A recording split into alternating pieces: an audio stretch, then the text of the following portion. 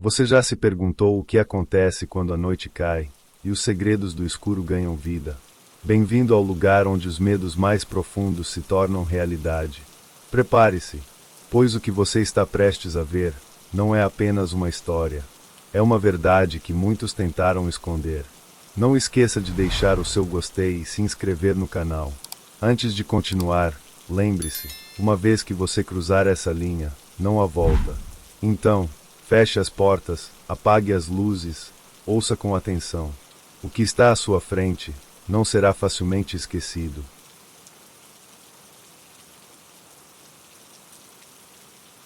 A vila de São Tomé repousava sob o manto pesado da noite amazônica. O som dos grilos e o murmúrio do igarapé costumavam embalar o sono dos moradores, mas naquela noite, um silêncio inquietante dominava a pequena comunidade. Maria, sentada à janela de madeira desgastada, observava o brilho da lua refletindo na água. Desde que sua mãe se fora, o igarapé parecia mais sombrio, como se guardasse segredos que ninguém ousava mencionar. O pai de Maria, um homem calado e com mãos calejadas de anos de pescaria, fechava cuidadosamente a porta, trancando-a como sempre fazia ao cair da noite. É melhor assim, dizia ele, enquanto evitava cruzar o olhar com a filha. Maria sabia que ele temia mais do que ladrões ou animais selvagens. Era um medo que ela não compreendia completamente, mas sentia em cada palavra cautelosa que ele proferia. Foi então que aconteceu. O som começou como um murmúrio distante, um lamento sutil que parecia surgir do próprio igarapé. Aos poucos, a melodia ganhou força, atravessando as paredes das casas de palafitas e alcançando cada canto da vila. Era um canto melancólico, doce e terrível ao mesmo tempo, como o choro de uma mãe perdida em busca de seus filhos. Maria ficou imóvel, os olhos fixos na escuridão do rio. Algo naquela melodia tocava um lugar profundo em sua alma, um sentimento que ela não conseguia nomear. Enquanto isso, as outras casas apagavam suas luzes e os moradores se recolhiam, como se ignorar aquele som pudesse protegê-los. Maria, saia da janela. A voz do pai veio firme, quebrando o transe. Ele puxou a cortina rudemente, bloqueando a visão do rio. Pai, o que é isso? É tão bonito e triste. Não é para você ouvir. Não é para ninguém ouvir. Vai dormir, agora. Ele a conduziu para a cama com uma urgência que Maria raramente via. Mas ela não conseguia dormir. Deitada, ouvia o som atravessando as tábuas do chão e penetrando sua mente. Sua mãe, antes de partir, costumava cantar algo parecido, uma canção cheia de notas arrastadas que falavam de rios e saudade. A melodia a puxava de volta para a janela, para o igarapé, como se a água chamasse por ela. Quando o canto finalmente cessou, o silêncio voltou ainda mais pesado.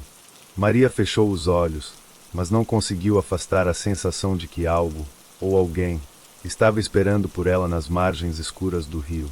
A manhã chegou com o som das vozes dos moradores na vila. A normalidade parecia ter retornado, mas Maria sabia que o canto da noite anterior permanecia vivo na memória de todos, ainda que ninguém o mencionasse. As pessoas se moviam rápido, evitavam conversas prolongadas e olhavam desconfiadas para o igarapé, como se ele fosse uma entidade vigilante. Maria, no entanto, não conseguia evitar o impulso de descobrir mais sobre aquela melodia. Após o café da manhã, esperou que o pai saísse para pescar e foi até a casa de Dona Jaci, a anciã que parecia saber de tudo o que acontecia em São Tomé.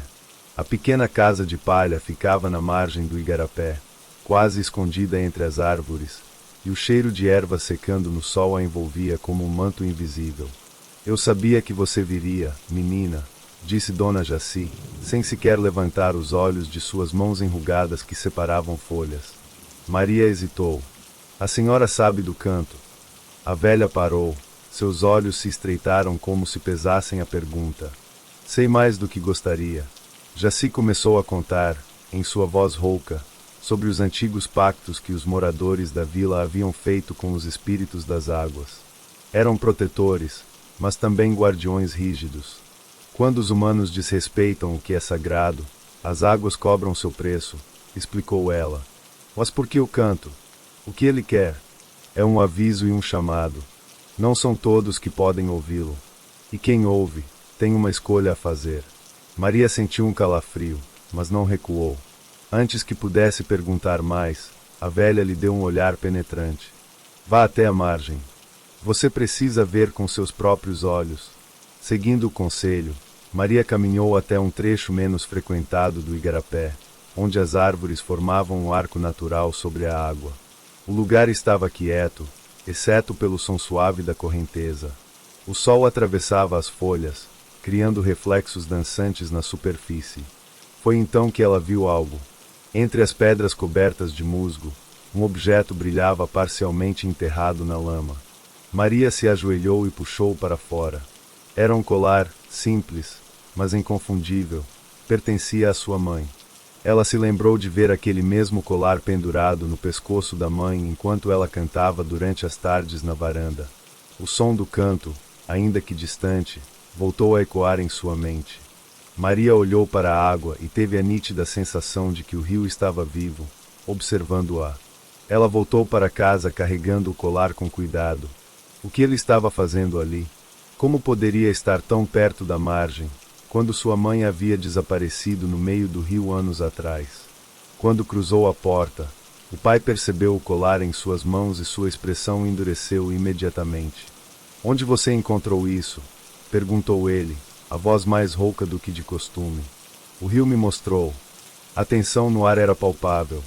O pai de Maria encarava o colar como se ele fosse um fantasma.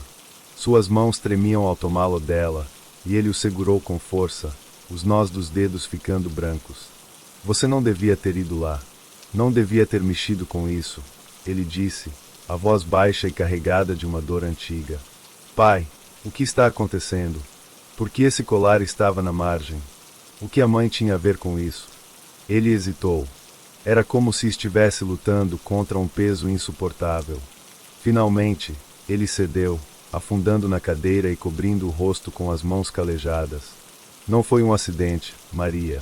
Sua mãe não caiu no rio. Ela sabia o que fazia. Maria congelou. As palavras a atingiram como um golpe. O que você quer dizer? O que ela fez? O pai suspirou profundamente antes de começar a falar. Havia uma regra na vila. Nunca pescar em certas áreas do igarapé, aquelas que pertencem aos espíritos. Sua mãe, ela não acreditava nessas histórias. Um dia, ela foi até lá, sozinha, e pescou. Voltou com mais peixe do que jamais havíamos visto. Mas, naquela noite, o canto começou. Maria sentiu o peso da revelação. O canto não era apenas um fenômeno estranho. Era uma resposta, uma punição. Por que ninguém me contou isso antes? Por que você escondeu isso de mim? Eu pensei que, se não falássemos sobre isso, o rio te deixaria em paz. Que você poderia viver sua vida sem carregar essa culpa. Mas Maria sabia que era tarde demais. O canto já a havia encontrado, e o igarapé parecia ter uma ligação inquebrável com ela. Naquela noite, quando o pai finalmente dormiu, Maria não conseguiu evitar. O canto voltou, mais forte do que nunca, envolvendo sua mente e despertando imagens que pareciam sair diretamente de seus sonhos mais profundos. Ela viu a figura de sua mãe, flutuando sobre as águas, o colar pendendo em seu pescoço. Ao seu redor, havia sombras, formas humanas, borradas e indistintas, que pareciam chamá-la para se juntar a elas. Maria acordou sobressaltada, suando frio. O som ainda ressoava em seus ouvidos, e a visão parecia tão real que ela precisou de alguns momentos para perceber que estava de volta ao quarto. Ao amanhecer, Maria foi até o igarapé novamente, impulsionada por algo maior do que ela. As águas pareciam mais escuras, quase opacas, e o ar ao redor estava denso. Quando ela se ajoelhou perto da margem, ouviu um sussurro, suave, mas inconfundível. Maria. Ela levantou os olhos, o coração disparado, e viu um reflexo na água. Não era o dela. Era o da sua mãe, sorrindo suavemente, com os olhos cheios de tristeza. Maria caiu para trás, aterrorizada, mas também fascinada. A imagem da mãe no reflexo do igarapé perseguiu Maria durante todo o dia. O sorriso triste, o olhar carregado de um pedido mudo, pareciam fixados em sua mente. Apesar do medo que ainda sentia, ela sabia que não poderia ignorar o que havia visto. Algo no rio a chamava, exigindo respostas que ninguém mais parecia disposto a dar. Ao cair da noite, Maria pegou o colar da mãe, que seu pai havia deixado sobre a mesa, e saiu sem ser notada. O luar iluminava o caminho até o igarapé, e a floresta ao redor parecia viva, murmurando segredos entre as árvores. O canto começou antes mesmo que ela alcançasse a margem, doce e assombroso, preenchendo o ar com uma melodia que fazia sua pele se arrepiar. Quando Maria chegou à água, ela parou. O igarapé estava quieto, suas águas imóveis como um espelho, refletindo o céu estrelado. Mas algo pulsava ali, uma energia que parecia crescer à medida que ela se aproximava. Eu estou aqui, sussurrou Maria, segurando o colar com força. De repente, as águas se agitaram, e formas começaram a emergir. Primeiramente, eram sombras indistintas, mas logo se tornaram rostos, rostos que Maria reconhecia. Eram os desaparecidos de São Tomé. Eles estavam ali, presos na água, seus olhos cheios de desespero e mágoa. Uma figura mais distinta surgiu entre eles. Era sua mãe. Ela flutuava acima da água, com o vestido balançando suavemente, como se fosse parte do rio. Maria, disse ela, sua voz se unindo ao canto. Por que você está aqui? Perguntou Maria, sua voz embargada. Por que foi embora? Porque eu precisava proteger você, respondeu a mãe. Mas o rio não se esquece, minha filha. E agora, ele te escolheu. Maria deu um passo para trás, confusa. Escolheu para quê? O que eu tenho que fazer? Sua mãe estendeu a mão. Os espíritos querem justiça. A vila desrespeitou suas regras, e o equilíbrio foi quebrado.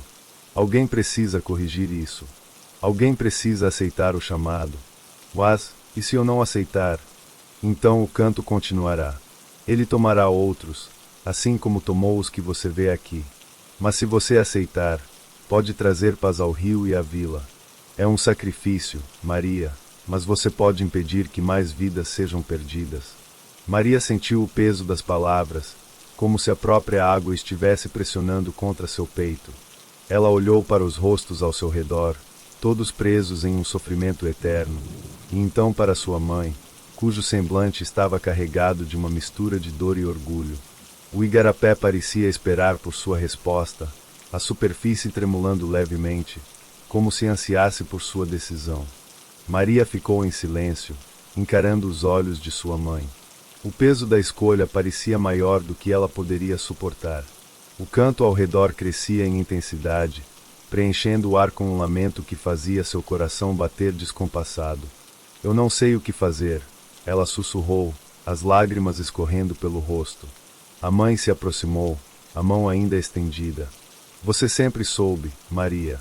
É por isso que o rio te escolheu. Você tem a força que eu não tive. Maria olhou para o colar em suas mãos, sentindo o frio do metal contra sua pele. A peça parecia pulsar, como se carregasse a essência da mãe. Os rostos ao redor a observavam, silenciosos, implorando sem palavras. Se eu aceitar, o que vai acontecer comigo? A mãe hesitou, sua expressão marcada pela tristeza. Você se tornará parte do rio, como eu. Mas não será em vão. Você trará paz a todos e acabará com o sofrimento. Será lembrada. Maria sentiu o desespero crescendo dentro de si, mas também um estranho senso de clareza. Desde a noite em que o canto a chamara pela primeira vez, ela sabia, no fundo, que esse momento viria. Ela não queria abandonar sua vida, seu pai, sua vila, mas a visão daqueles que sofriam a atormentava. Lentamente, ela deu um passo à frente. Eu aceito, disse, sua voz firme, embora o medo queimasse em seu peito. A mãe sorriu, um sorriso cheio de amor e resignação. Você é corajosa, minha filha. Mais do que eu jamais fui. O rio começou a se agitar ao redor de Maria, como se celebrasse sua decisão. A água subiu rapidamente, envolvendo seus pés, suas pernas, e então seu corpo inteiro. Maria sentiu o frio penetrar sua pele, mas não lutou. Ela se entregou ao abraço do igarapé, enquanto a melodia do canto mudava de tom, tornando-se mais suave, quase alegre. Por um breve instante, tudo ficou em silêncio. Então, o igarapé brilhou sob o luar, suas águas parecendo mais claras e tranquilas do que nunca. As sombras e os rostos desapareceram, dissolvendo-se na correnteza, e a vila parecia respirar aliviada. Maria não estava mais lá, mas o colar repousava na margem, brilhando como um lembrete do sacrifício que ela havia feito. Quando o pai de Maria encontrou o colar ao amanhecer, ele caiu de joelhos, lágrimas escorrendo pelo rosto. Ele sabia o que havia acontecido, mesmo sem ninguém lhe dizer. A partir daquele dia, o canto nunca mais foi ouvido em São Tomé. As águas do igarapé voltaram a ser serenas, e os moradores passaram a respeitar as antigas regras com devoção renovada. Maria se tornou parte do rio, mas também parte da memória da vila. Sempre que alguém se aproximava da margem ao entardecer, jurava ouvir uma melodia distante, suave, como um lembrete de que o equilíbrio fora restaurado por uma jovem corajosa que atendeu ao chamado das águas.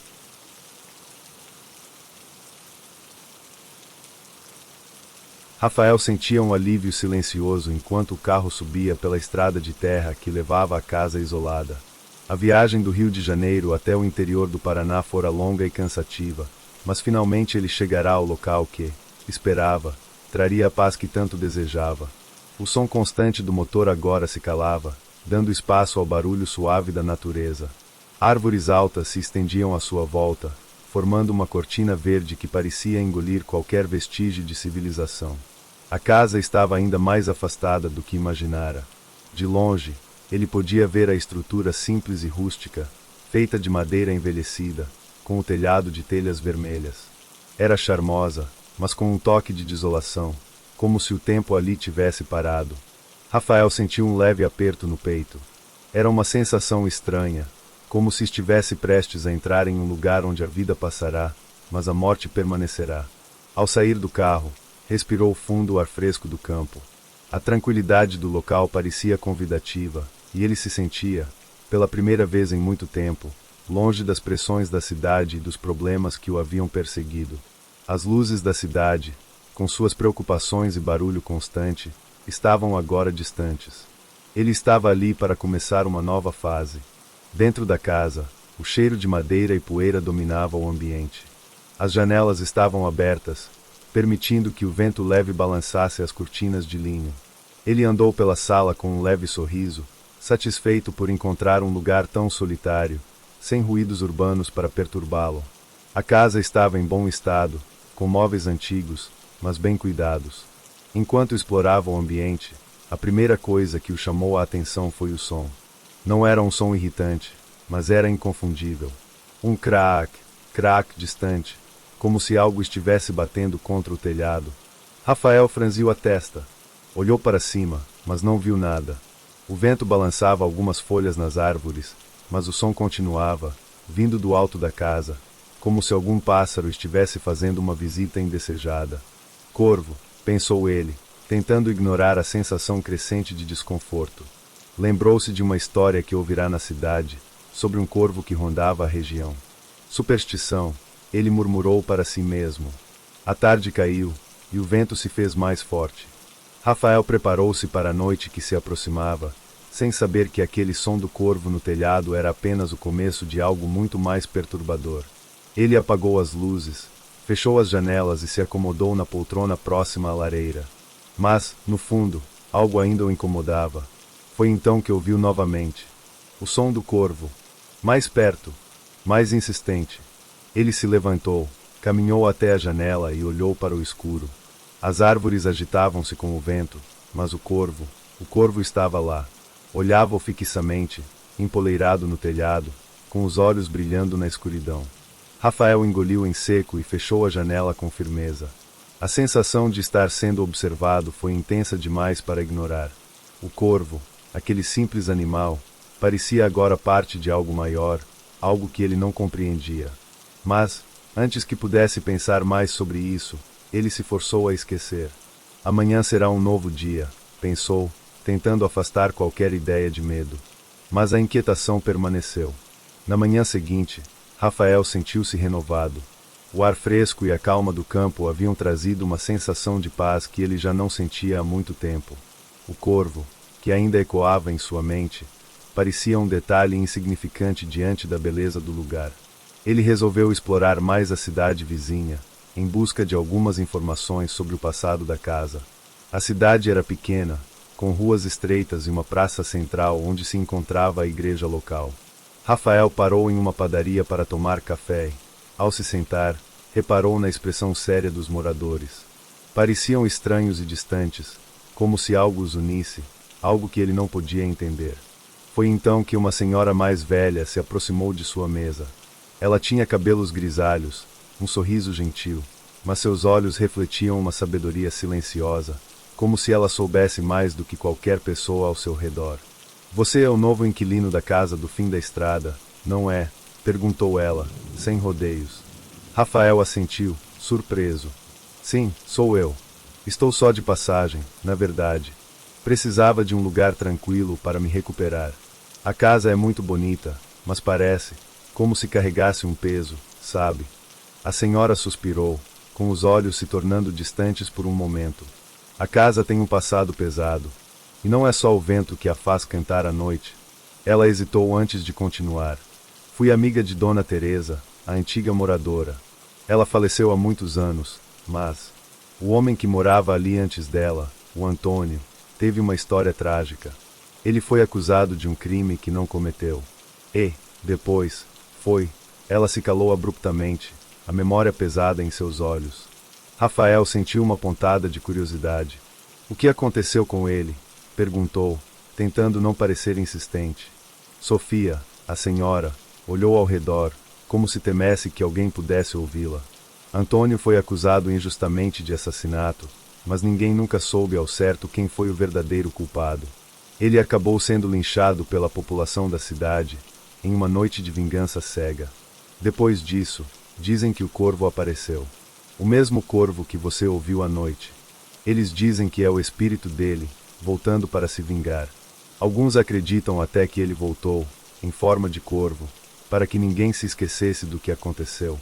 Rafael sentiu uma onda de desconforto, mas tentou manter o foco. "E o corvo? Ele ainda aparece?" "Ah, sim. Todos os anos, no fim do inverno, o corvo retorna. Sempre no mesmo telhado, como um lembrete de que há coisas que não podem ser enterradas, que não podem ser esquecidas." O clima na pequena padaria parecia ter esfriado. As outras pessoas nas mesas evitaram olhá-los, como se o simples ato de falar sobre o passado fosse um tabu. Rafael agradeceu à senhora pela história e se despediu, mas não conseguia tirar o pensamento do corvo e da trágica história de Antônio. Enquanto caminhava pelas ruas de pedra da cidade, com a mente a mil, Rafael se perguntou se aquilo era apenas uma história local, criada para alimentar o medo. Mas as palavras de Sofia ecoavam em sua cabeça, e algo dentro de si começou a acreditar que talvez houvesse mais do que apenas coincidência. Ele sabia que o passado tinha o poder de moldar o presente, e talvez a presença do corvo fosse uma metáfora para algo ainda não resolvido. Algo que, de algum jeito, o conectava àquele lugar e àqueles que vieram antes dele. Ao retornar para casa, Rafael notou o silêncio. O mesmo silêncio de antes, mas agora, com uma tensão diferente. O vento uivava mais forte, e as árvores balançavam, como se o corvo estivesse lá fora, observando-o. Ele hesitou por um momento, olhando para o telhado, mas a ave não estava visível. Ainda assim, o peso do que acabará de ouvir o fazia sentir como se algo estivesse prestes a acontecer. Enquanto entrava na casa, a sensação de estar sendo vigiado se intensificou.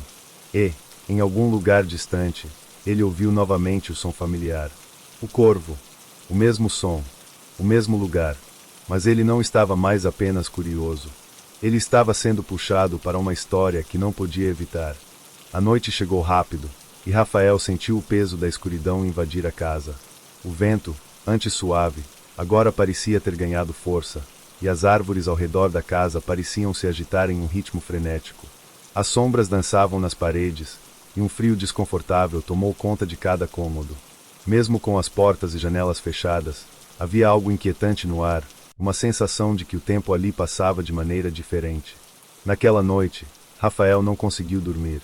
O som do corvo, que até então parecia distante, agora parecia vir de dentro da casa, como se o pássaro estivesse empoleirado logo acima de sua cabeça.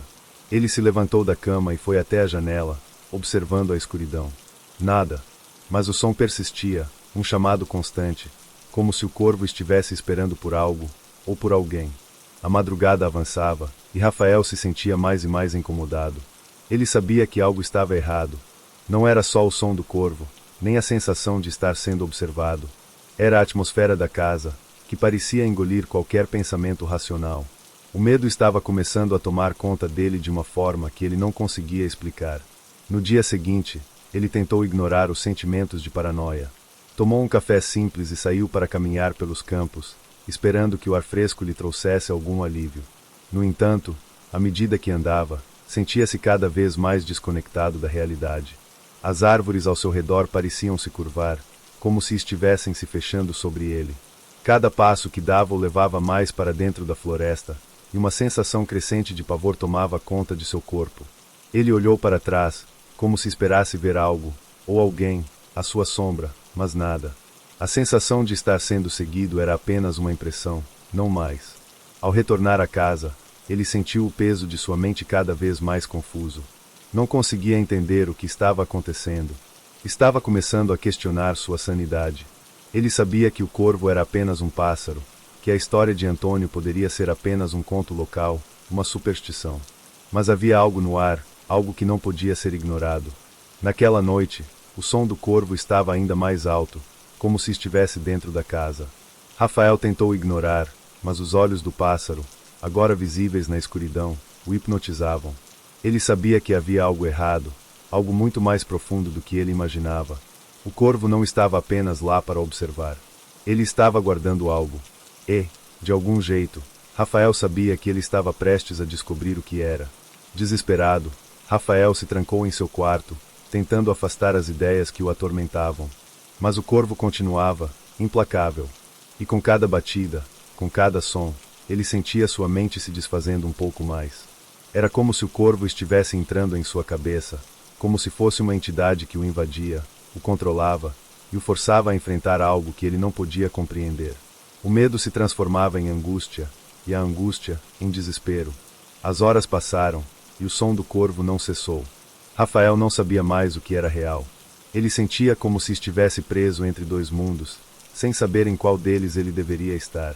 Era como se o corvo o estivesse levando a um lugar de memória distorcida, onde o passado de Antônio se misturava com sua própria realidade. E quando finalmente a madrugada chegou, ele ouviu novamente o corvo. Mas, desta vez, o som não era apenas um chamado. Era uma promessa. Quando o amanhecer finalmente chegou, Rafael se sentou na beirada da cama, exausto. Seus olhos estavam pesados, mas sua mente não parava de girar. O som do corvo ainda ecoava em sua cabeça, agora mais alto, mais intenso, como se estivesse dentro dele, como se a ave tivesse se tornado uma extensão de sua própria mente. Ele não havia dormido nada, mas a necessidade de encontrar respostas o impelia a seguir em frente. Ele sabia que algo maior estava acontecendo, algo muito além das histórias e das superstições da cidade. Algo que o corvo, com sua presença insistente, estava tentando lhe mostrar. Decidido a entender o que realmente acontecia naquela casa, Rafael vestiu-se rapidamente e saiu para explorar o local com mais atenção. Ele sentiu que precisava estar pronto para enfrentar o que quer que estivesse à sua espera. Ao caminhar pelos fundos da casa, ele encontrou uma pequena escada que levava ao sótão. Nunca tinha percebido aquela entrada antes, e, de alguma forma, a visão daquele lugar o atraiu como um imã. O sótão estava empoeirado, cheio de velhas caixas de papelão, móveis cobertos com lençóis e objetos esquecidos pelo tempo. No fundo da sala, uma velha porta de madeira estava ligeiramente aberta, como se convidasse Rafael a entrar. Ele hesitou, mas a curiosidade o venceu. A sensação de estar sendo observado ainda estava presente, mas ele não podia voltar atrás. Ao empurrar a porta, Rafael entrou em um ambiente estreito e sombrio. O cheiro de mofo e madeira velha o envolveu. Em um canto, uma grande mesa de carvalho estava coberta com papéis amarelados e objetos antigos. Entre eles, algo chamou sua atenção. Uma velha caixa de madeira com inscrições estranhas gravadas na superfície. Com mãos trêmulas, Rafael abriu a caixa. Dentro, encontrou o que parecia ser um diário. O couro estava gasto, mas as páginas ainda estavam legíveis. Ele começou a ler, devorando as palavras com a ansiedade de quem sabe que está prestes a descobrir algo essencial. O diário pertencia a Antônio, o homem que fora linchado, conforme a senhora Sofia lhe contará. As páginas estavam cheias de relatos sobre a cidade e sobre algo que ele chamava de o peso do passado. Mas o que mais chamou a atenção de Rafael foi o relato de uma noite específica, uma noite em que Antônio descrevia um encontro estranho com o corvo. Segundo ele, a ave não era apenas um pássaro comum, mas um ser ligado à sua alma, um espírito que o acompanhava desde o dia do seu linchamento. A ave é o meu tormento, escreveu Antônio. Ela me observa todas as noites, me lembra do que fiz e do que me fizeram. Ela está me chamando para pagar minha dívida, para devolver o que me foi tirado. Mas não sei se posso suportar. Se ela me encontrar, será o fim. Rafael ficou paralisado ao ler essas palavras. O corvo, aparentemente, estava ligado a Antônio de uma maneira que ele jamais imaginara. Mas o mais perturbador foi o que ele leu em seguida. A ave não é apenas um símbolo de vingança. Ela é o que resta de mim. Ela está me guiando de volta. Era como se, de alguma forma, o corvo fosse o próprio espírito de Antônio, um ser aprisionado entre a vida e a morte, que buscava concluir a tragédia que lhe fora imposta. Rafael sentiu um calafrio ao entender que ele não era apenas um observador dessa história, mas parte dela. Enquanto tentava processar o que acabará de descobrir, o som familiar do corvo irrompeu novamente. Agora, mais forte do que nunca, como se estivesse dentro da casa, chamando-o, Rafael fechou o diário com um estalo seco e correu até a janela. Lá fora, ele o viu, empoleirado no telhado, encarando-o fixamente com seus olhos penetrantes. Mas dessa vez, não foi apenas uma ave.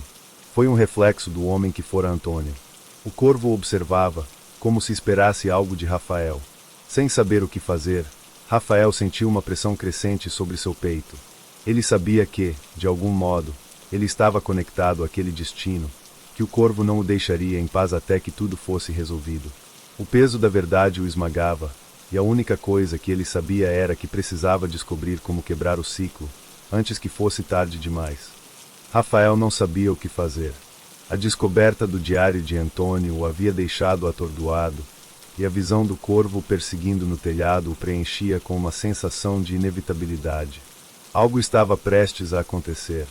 A verdade, dolorosa e implacável, estava diante dele, mas ele ainda não sabia como poderia escapar dela. Ele passou a noite em claro, seus pensamentos correndo sem parar. O que o corvo queria? O que Antônio precisava? Ele começava a entender que o pássaro não era apenas uma manifestação de vingança, mas algo mais profundo, algo que estava preso nas almas dos que morreram injustamente. A sensação de que ele estava condenado a completar um ciclo, sem saber como, tomava conta de sua mente. Na manhã seguinte, Rafael não conseguiu mais ignorar o que estava acontecendo. Ele sabia que algo mais precisava ser feito, que ele precisava enfrentar o corvo de uma vez por todas, ou o ciclo nunca se quebraria. Ele sentiu uma força o puxando para fora de casa, como se o próprio destino o estivesse guiando. O corvo o observava do telhado, seu olhar fixo e penetrante. Ele saiu da casa e seguiu, sem rumo, até a floresta que cercava a propriedade. As árvores estavam mais densas e o ar mais pesado do que ele lembrava. Ele sabia onde estava indo, como se algo o chamasse. O som do corvo, mais alto agora, parecia vir de dentro de sua mente, como uma memória distante, como uma voz sussurrando seu nome. Quando chegou a um clearing na floresta, Rafael parou. Ele sentiu como se o chão estivesse tremendo sob seus pés. E então, ele viu. No centro do clearing, no mesmo local onde havia sido linchado, estava uma figura.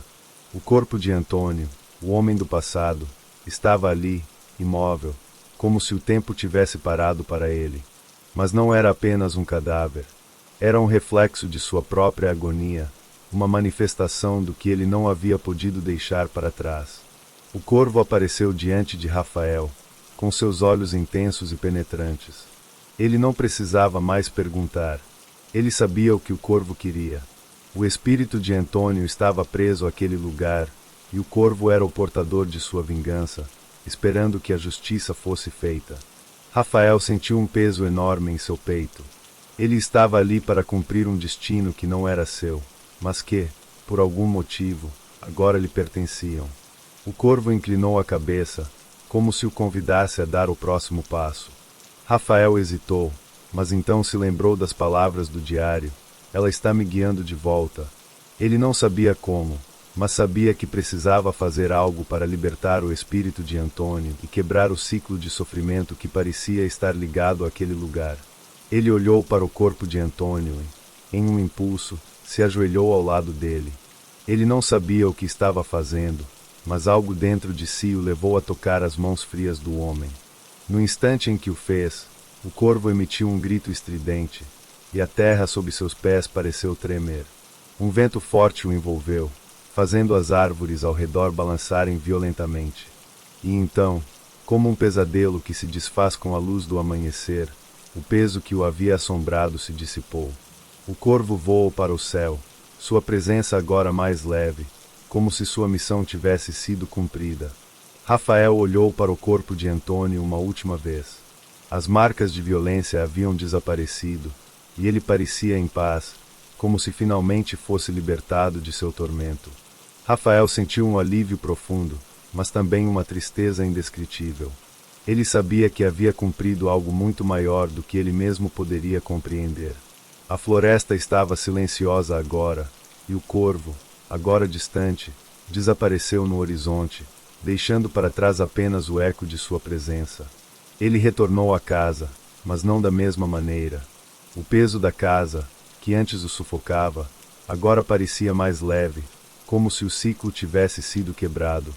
Rafael sabia que, embora o corvo não fosse mais uma ameaça, ele havia sido tocado por algo que nunca poderia ser esquecido. Algo que o ligava à história de Antônio, ao sofrimento de todos que haviam passado por aquela casa e pelo campo.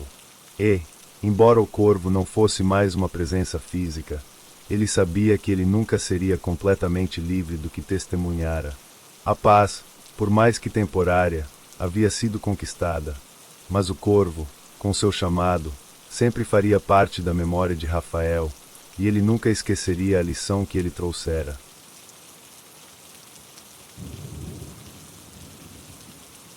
O calor da tarde ainda pairava no ar, sufocando a casa simples e sem vida de Luísa. O vento quente que passava pelas frestas das paredes parecia não aliviar a angústia crescente dentro de seu peito. Ela se sentava na varanda, os olhos fixos no horizonte seco da caatinga, onde o sol, já no ocaso, tingia o céu de um laranja profundo. Era o mesmo cenário todos os dias. A paisagem não mudava, e sua dor permanecia inabalável. Ela havia perdido tudo havia 6 meses. O acidente de carro levou seu marido, Joaquim, e sua filha, Alice, de forma cruel e inesperada. Os dias seguintes foram uma sequência de momentos desbotados, onde ela mal conseguia lembrar das palavras de consolo que lhe eram ditas. Os amigos vinham, mas Luísa os via como sombras distantes, incapazes de entender a profundidade do vazio que a consumia. Nada do mundo externo conseguia tocar seu coração enlutado. Naquela noite, a casa estava estranhamente silenciosa, exceto por um som distante que parecia vir do campo. Um canto agudo, longínquo, mas nítido, cortava o silêncio pesado. Luísa franziu o senho, os olhos se estreitando. A carcará era uma ave comum naquelas paragens, mas, para Luísa, naquele momento, o som parecia ser mais do que simples melodia da natureza. Havia algo naquelas notas que a tocava profundamente. A ave cantava todas as noites agora, mas ela tentava não dar importância. Afinal, o luto se manifestava de muitas formas. Talvez fosse apenas mais um reflexo de sua mente atormentada. Ela tentou ignorar, voltando seus olhos para o interior da casa. Mas o canto persistiu, como se chamasse seu nome. Aos poucos, o som foi se tornando mais claro, mais perto. Algo na profundidade de sua alma fez com que ela se levantasse da cadeira. Sem perceber, seus pés a guiaram até o portão de madeira gasto, que rangia a cada movimento. Olhou para o céu. O sol já estava abaixo da linha do horizonte, mas a carcará continuava a cantar, agora mais perto do que nunca. Como uma nota dissonante, Aquele canto se entranhava em sua mente, e Luísa sentiu um calafrio subir por sua espinha. Ela sentou-se novamente, mas dessa vez não conseguiu desviar o olhar. A carcará estava lá, em algum lugar além do campo. O som parecia vir do nada e de tudo ao mesmo tempo. Ela não sabia o que estava sentindo, medo, curiosidade, ou talvez algo mais profundo que sua mente não conseguia compreender. Naquela noite, o canto da carcará não foi apenas uma lembrança do sertão, mas algo que parecia incomodá-la em um nível que ela não conseguia entender. As noites seguintes foram marcadas pelo mesmo canto. Primeiro, fraco e distante, como se a carcará estivesse cantando para o vazio. Depois, o som foi ficando cada vez mais alto, mais perto, preenchendo os espaços silenciosos da casa. Luísa começou a perceber que não era apenas uma coincidência. A ave parecia cantar sempre no mesmo horário, bem no momento em que a saudade a atacava com mais força. Quando o relógio marcava a madrugada, o canto ecoava, uma melodia melancólica que ela já não conseguia mais ignorar. Era estranho. Ela tentava se convencer de que não havia nada de sobrenatural naquela ave, mas não conseguia. Sua mente, frágil e atormentada, começava a construir teorias e associações. A cada novo canto, uma ideia se firmava. A carcará poderia ser um sinal. Talvez fosse o espírito de Joaquim ou de Alice tentando se comunicar com ela. Talvez a ave fosse uma mensagem, uma última forma de vínculo entre ela e os entes que perderá. O pensamento parecia absurdo, mas Luísa não conseguia afastá-lo. Ela buscava por respostas onde não existiam, e cada vez mais se perdia nesse labirinto de dúvidas e esperanças. Naquela manhã, enquanto olhava pela janela da cozinha, uma ideia surgiu em sua mente. Joaquim sempre fora cético quanto a crenças populares, mas havia algo no diário dele que a atormentava. Ele costumava escrever sobre as superstições do sertão, sobre as crenças antigas que permeavam a vida das pessoas ali. A carcará, ele escrevera, era considerada um presságio de morte ou, em alguns casos, a manifestação de espíritos que não haviam encontrado paz. Em uma de suas anotações, ele mencionava que a ave poderia trazer consigo mensagens dos mortos, algo que os vivos não podiam entender de imediato, mas que, com o tempo, revelaria seu propósito. Luísa sabia que precisava entender mais sobre o significado daquela ave. Ela pegou o diário de Joaquim e começou a folheá-lo, passando as páginas amareladas com as mãos trêmulas. O cheiro de tinta e papel antigo preenchia o ambiente, e uma sensação estranha a invadiu, como se, de alguma forma, ela estivesse se conectando novamente com seu marido, com o passado. O que ele escrevera sobre a carcará estava claro. Se a ave cantar por 3 noites seguidas, é um aviso. Não ignore. Pode ser a alma de um ente querido chamando.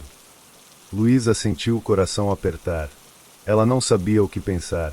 Estava começando a se perguntar se o canto da ave era, de fato, um sinal, ou se sua mente a estava pregando peças. Mas havia algo tão certo, tão profundo, naquela crença que ela não podia mais ignorar. Decidida a descobrir a verdade, Luísa começou a passar mais tempo observando o céu à noite, esperando a carcará aparecer. Durante o dia, ela tentava afastar os pensamentos, mas à noite, a ave se fazia presente.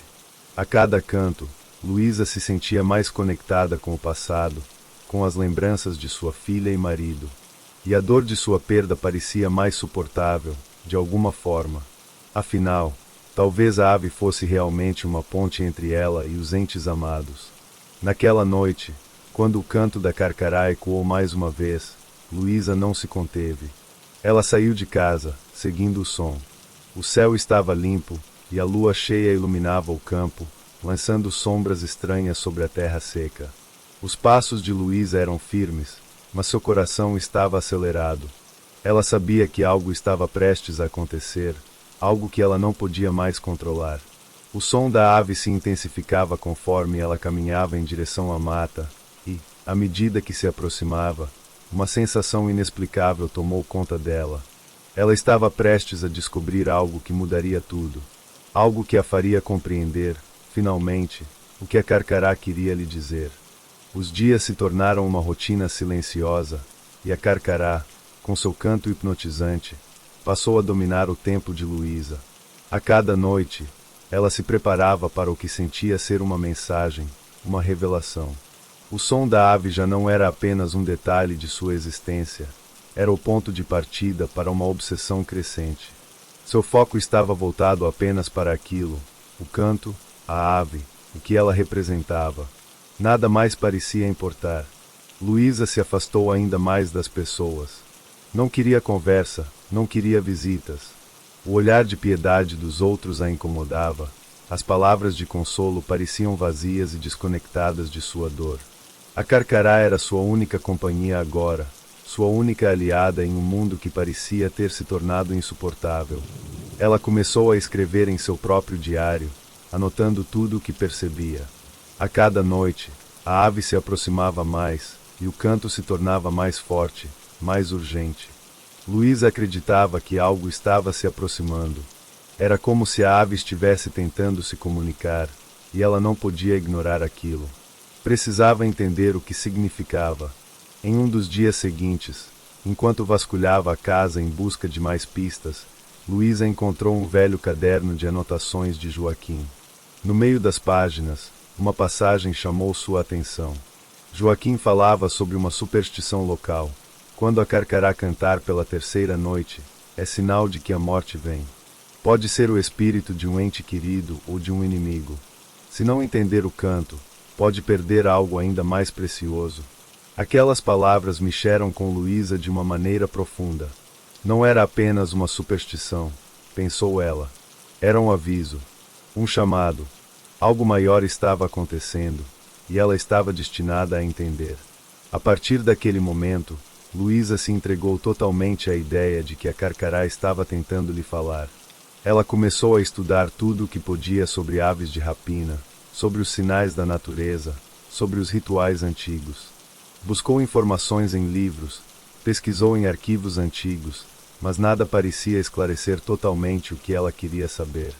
No entanto, algo estava mudando dentro dela. O luto, que antes era apenas uma dor insuportável, estava se transformando em algo mais sombrio. A busca pela resposta parecia ser a única coisa que a fazia sentir que ainda havia uma razão para estar viva. Uma noite, Luísa decidiu agir. O canto da Carcará a chamava, e ela sentia que era o momento certo. Com o diário de Joaquim nas mãos, ela pegou uma vela, acendeu-a e seguiu até o pequeno cemitério que ficava nas proximidades da casa. Os passos eram lentos, mas firmes. O medo não existia mais. Havia uma determinação dentro dela, uma vontade de entender. No cemitério, Luísa traçou um círculo no chão, exatamente como seu marido havia descrito no diário. Colocou a vela no centro e, enquanto o vento sussurrava ao seu redor, começou a murmurar as palavras que ele havia escrito, tentando invocar qualquer sinal. A Carcará cantava lá no alto, e a lua cheia iluminava seu rosto, pálido e determinado. De repente, o canto da ave parou. Luísa ficou imóvel, ouvindo apenas o silêncio da noite, e então, algo aconteceu. Uma sombra cruzou o campo, uma figura humana, com os traços de alguém que ela conhecia bem. Joaquim. Ou pelo menos, era assim que ela o via. Ele estava ali, à sua frente, com um sorriso que não correspondia aos olhos vazios. Alice apareceu logo depois, com um olhar distante, quase inexpressivo. Luísa sentiu um calafrio percorrer sua espinha. Eles estavam ali, mas não eram eles. Ela sabia disso. O que via não era um reencontro, mas um aviso. O medo começou a tomar conta de seu corpo, mas ela não podia parar. Precisava entender. Precisava saber o que aquilo significava. O campo estava silencioso novamente, mas Luísa não conseguia afastar a imagem das sombras de Joaquim e Alice. Seus olhos estavam fixos no ponto onde eles haviam aparecido, mas agora, tudo parecia embaçado, como se a realidade tivesse se distorcido de alguma forma. Ela tremia, mas suas mãos estavam firmes, apertando o diário de Joaquim contra o peito. Sentia o peso das palavras que ele deixará, o aviso que ele tentará lhe passar. O que ela vira não era um simples sonho. Era algo mais profundo, mais real. O vento começou a soprar com mais força, e a luz da vela vacilou. Ela olhou para cima e viu a Carcará, agora circulando acima dela, como se observasse, esperando. Luísa deu um passo à frente, a mente turvada pela confusão, mas também tomada por uma necessidade urgente de compreender. As sombras de Joaquim e Alice ainda estavam ali, imóveis, mas seus olhos não refletiam vida. Ela engoliu o medo e falou em voz baixa, quase como um sussurro. O que querem de mim? A Carcará deu um grito agudo. De repente, as sombras começaram a se mover. Mas não de forma suave. Seus corpos pareciam desformados, como se estivessem sendo puxados por algo invisível. Luísa recuou, mas não conseguia parar de olhar, hipnotizada pelo que via. As sombras não falavam, mas seus olhos vazios estavam fixos nela, como se esperassem uma resposta. O céu acima dela parecia escurecer ainda mais, como se uma nuvem pesada tivesse se formado. O canto da Carcará se intensificou, e Luísa se sentiu tonta, o ar pesado ao redor dela tornando tudo mais difícil de respirar.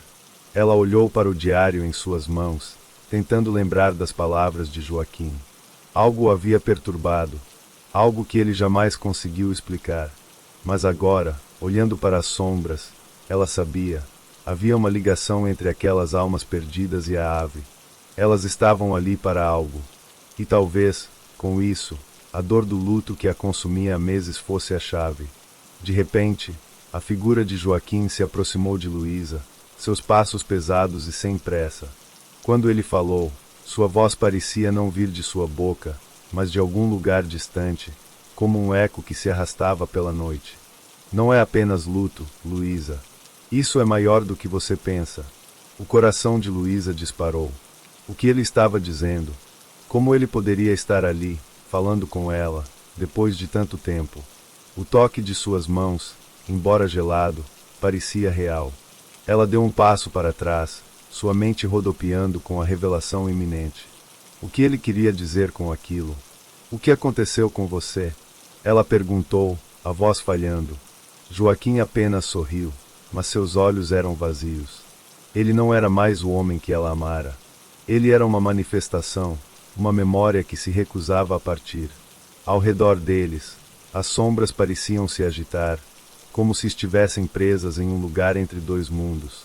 A Carcará voltou a cantar, e Luísa sentiu que aquele momento, tão estranho e incompreensível, estava prestes a acabar. Algo estava prestes a se revelar. Foi então que ela viu. As sombras de Joaquim e Alice se desintegraram no ar, como poeira levada pelo vento. A Carcará, com seu canto, parecia celebrar aquela dissolução, como se tivesse cumprido seu papel. O silêncio voltou a tomar o cemitério, mas o peso sobre o coração de Luísa permaneceu. Ela caiu de joelhos no chão, os olhos lacrimejados. Ela não sabia mais o que pensar, o que sentir. A dor ainda estava lá, mas agora havia algo mais. Algo que ela não compreendia. O que acontecerá naquele encontro? O que significava a aparição de Joaquim e Alice? E qual era o papel da Carcará em tudo aquilo?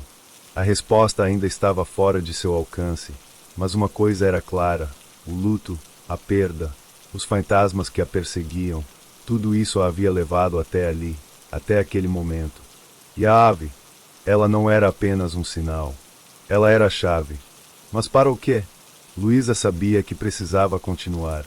O que quer que fosse, ela estava mais próxima da resposta. Mas a cada passo que dava, mais ela se distanciava de sua antiga vida. O luto não estava acabado. Ele estava apenas começando. Nos dias que seguiram, Luísa não conseguiu encontrar paz. O que acontecerá naquela noite no cemitério reverberava em sua mente. As imagens das sombras, a voz de Joaquim, a presença da Carcará, tudo parecia ter um significado, mas ela não conseguia desvendar completamente o que estava acontecendo.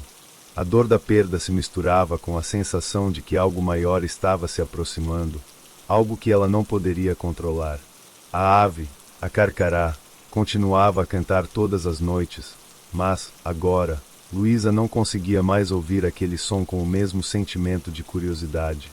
O canto, antes belo, agora parecia uma sentença, uma constante lembrança do que ela havia perdido e do que estava prestes a perder.